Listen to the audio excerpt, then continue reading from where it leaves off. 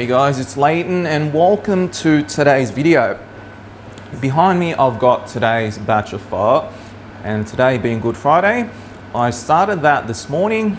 I went home, did a couple of things, and I've just come back from the 3 p.m. Good Friday church service. So what I wanted to do today in this video is share a couple of tips with you and spend more time talking about the seasoning for pho.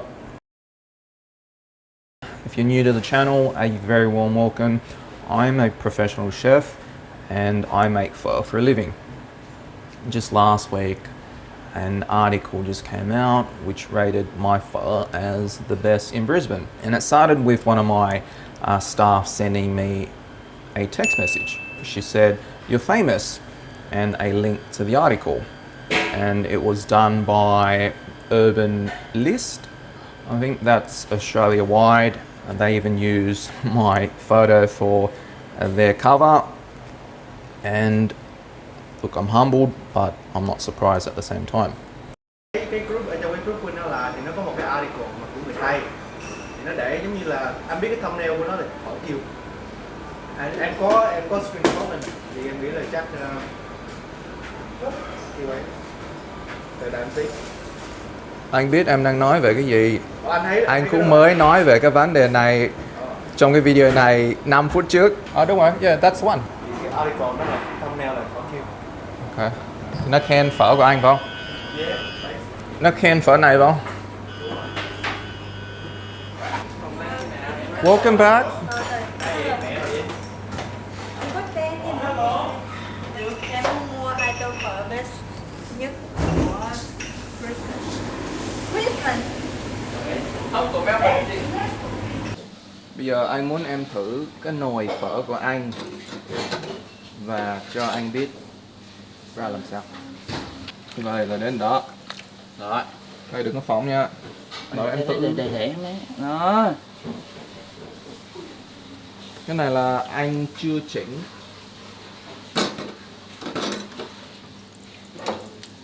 Nóng quá. Wow. Ngon đấy. Thử không? Cái này là nồi phở của tối nay Xoay vòng tròn đi. mà mình Mạnh chưa có chỉnh nó 100% mà vị đã ra được như vậy rồi. Ngon anh.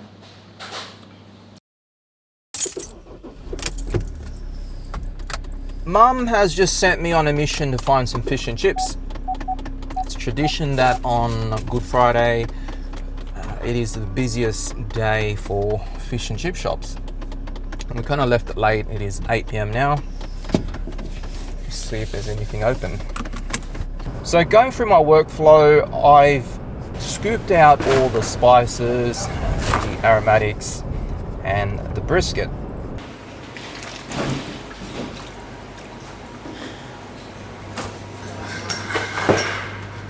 And this brings us to the final adjustment stage. And this is the make or break. And what I've done is I put in my caster sugar and my fish sauce, which leads us to the first tip, which is always add in fish sauce right at the very end. And I'm not too sure the technical reason why, but just from what I've heard from my grandma and aunties and uncles, the reason why you add in fish sauce right at the very end is so that it retains the aroma of the fish sauce. If you add it in right at the beginning, by the time you finish cooking your pho and serve it, that fragrance of the nước mắm is going to bốc hơi, as they say in Vietnamese. And bốc hơi is a term which just means to evaporate or disappear. Just pulling up now, looks like they're still open, which is great. Bốc hơi in Vietnamese, if you really translate it, bốc is to evaporate, hơi is steam. So if you look at a kettle or a pot of water that is boiling, you'll see steam that rises and it eventually evaporates. And that's what this term refers to. But you can also apply it to different scenarios in everyday life. For example, if you're working at a cafe and there's a new guy and all of a sudden the next couple of weeks you don't see him, you ask one of your colleagues, hey, what happened to Joe? And Joe has bulk haliroi, which means he has vanished into thin air. And that is what you don't want when you're adding fish sauce to your pho. Leave it to the very end.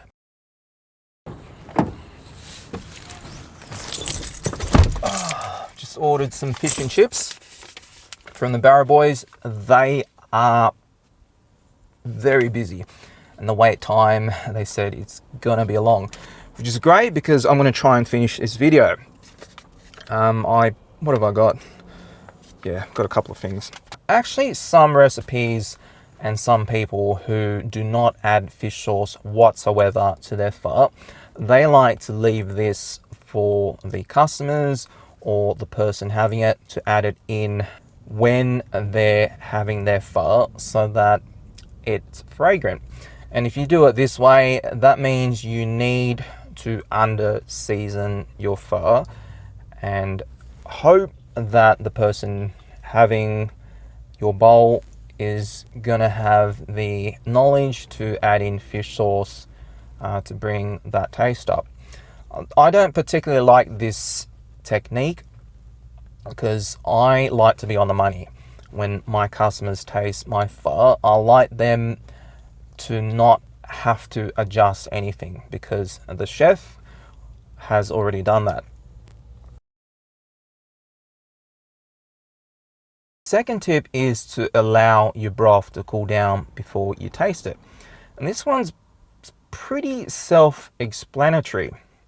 I mean, it's common sense, right? That you don't put boiling liquid into your mouth because you're going to burn your tongue and you're not going to be able to register anything apart from pain. My recommendation is once you finish cooking your pho, turn the heat off, go somewhere, go watch one of my videos, then come back, have a taste, then start your final adjustment. The reason why you do not taste a broth that is hot is because you won't be able to taste anything. And tonight when I did my final adjustments, the temperature was about 80 degrees. And I can tell you now, there is a huge difference between tasting a broth that is 80 degrees versus something that is 94 degrees or borderline boiling. Let it cool down so you don't burn your tongue, and then this will allow you to really concentrate on where your broth is at. You'll be able to clearly gauge whether it's too sweet, too salty, if you're going to add in more fish sauce, is there enough depth in it, etc. Earlier today I said I was at the Good Friday church service at 3 p.m. and something really odd happened. The fire alarm next door in the apartment started going off. Jesus left with his disciples. Just imagine for a moment, you're there trying to concentrate on listening to the reading of the priest, but all you can hear is this smoke detector alarm, and it's very distracting. So in essence, if I was to compare that distraction to the video today, if you're having a taste of your pho broth that is too hot, your brain is just going to register pain and burning instead of actually concentrating on the taste of that broth and working out how far off you are. Tip number 3, it's about what spoon to use. And whenever I'm doing my final taste, I do it with a plastic spoon. And you can already guess where this is heading. And firstly, I don't like to use a metallic spoon because it leaves a metallic taste in my mouth. And secondly, of the two, the metallic spoon is going to heat up much faster than a plastic spoon. So when you put a metallic spoon or a metal spoon with a hot pho broth in your mouth, the first thing that usually touches your tongue is the spoon. And if this is really hot, again, it relates to the previous point that it's probably going to burn your tongue and cause a distraction. Phỏng miệng nha. Bỏng ấy. Nói mà. Bỏng à. Rát mồm à. Rồi biết ngay mà xưng cái mồm mình lên mà. Nóng vậy. Tip number 4, I don't think it's really a tip, but if you need, close your eyes when you're having that final taste. And the reason why is if you need to really focus, they say you try and shut out all your other senses. And I don't know whether this is true or not, but I've heard people who have disabilities say they're blind. Usually their other senses are more acute. When shop wasn't over yet, I was the first customer who paid and everything. And it's been 40 minutes. And you have 5 stars.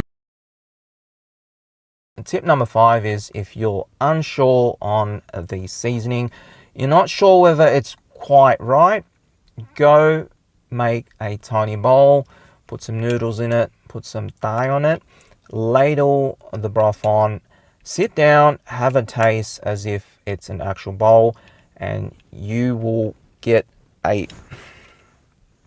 Hello mẹ. Con đang chờ đồ ăn nè, nó sắp xong rồi.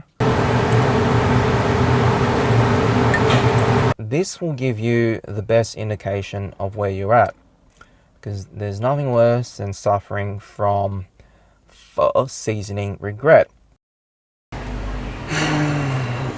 We have ourselves a feast.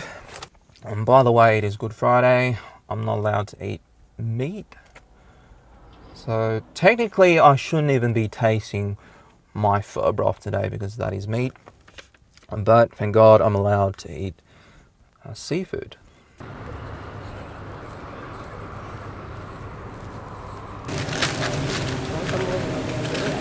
Bạn nói mẹ muốn mà. Dạ, thì nó như vậy thôi mà. Thì con chỉ mua vài miếng cho mẹ ăn chứ này cho cả họ ăn luôn. Biết họ hết. Cho mẹ cái meal cho 2 người là như vậy, ai mà biết. Tại sao để cuối cùng? Em biết rồi, để nước mắm cuối cùng để nó có cái fragrance đúng không? Để có mùi đúng không? Chứ mà sao đầu tiên mà nó bị cái mùi nó không có được thơm mà. Nó kiểu vậy đó. Nếu nước phở mà nó nóng quá thì sao? Ổ phỏng miệng. Bị phỏng lưỡi. Ủa chị thôi ơi. Muốn sắt á. Nó vô găng mình khó chịu hả? Không phải, muốn sắt nó rất là nóng. Nếu mà anh thử cái đấy, còn muốn nhựa nó sẽ không bị nóng. Cái này phải là trick question.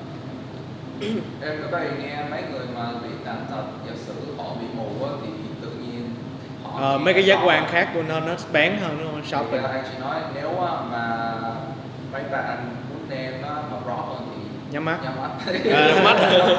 Anh biết tại sao em biết không? Tại vì em hồi đó em có coi MasterChef của bà Christine Hà. Là em biết bà đó là bà nói là bà không có nhìn gì thấy gì hết, là bà start nấu ăn, là bà start là feeling với tasting. Đó tại sao mà bà nấu ăn ngon hơn mấy người khác. Mình muốn biết là phở mình có vườn vị hay là có đúng cái standard của mình hay không á, thì mình phải làm như là mình nghĩ mình là khách, thì mình sẽ set up một cái tô rồi xong mình bỏ phở này nọ, rồi giống như là khách hay ăn cái gì đó mình sẽ làm như vậy. Nếu mà mình ăn cảm thấy ngon á thì khách ăn sẽ thấy ngon, chứ nếu mà mình chỉ thử nước không thì nó cũng không nói được gì hết. Mình cho em công thức đi mình. Cho em công thức đi. Công thức hả? Để em đi bán cho người ta lấy tiền. Thì em cho anh 50-50. À không, 60-40. Em 60 anh 40. Sao mày 60 được anh Minh làm ra mà anh Minh